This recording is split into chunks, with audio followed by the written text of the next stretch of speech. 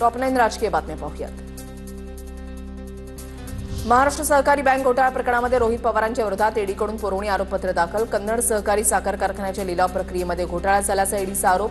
ईडीनं शिखर बँक घोटाळा प्रकरणामध्ये रोहित पवारांना आरोपी बनवत पुरवणी आरोपपत्र दाखल केलं। कुणाचं आणि काय ऐकलं नाही म्हणून ईडीनं कारवाई केली हे जगजाहीर आहे। न्यायदेवतेवर माझा पूर्ण विश्वास, दूध का दूध आणि पाणी का पाणी होईलच, रोहित पवारांचं ट्विट।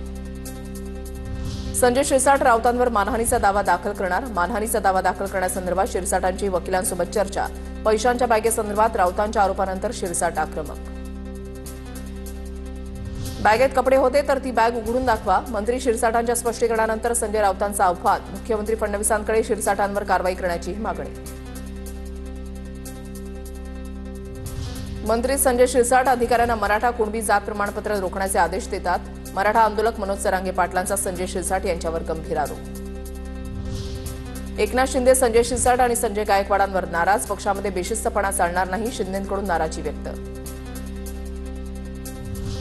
उपमुख्यमंत्री शिंदे रात्री उशिरा सहकुटुंब महाबळेश्वरमध्ये दाखल। दिल्लीवारीनंतर उपमुख्यमंत्री शिंदे महाबळेश्वरला गेले।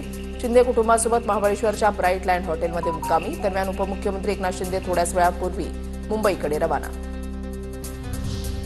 उद्धव ठाकरेंची सामनाची मुलाखत लवकरच प्रसिद्ध होणार। राज ठाकरेंसोबतच्या युतीवर उद्धव ठाकरे काय बोलणार याकडे लक्ष।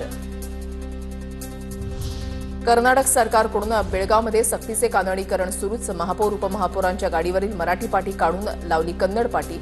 बेळगाव महानगरपालिकेवर भाजपची सत्ता।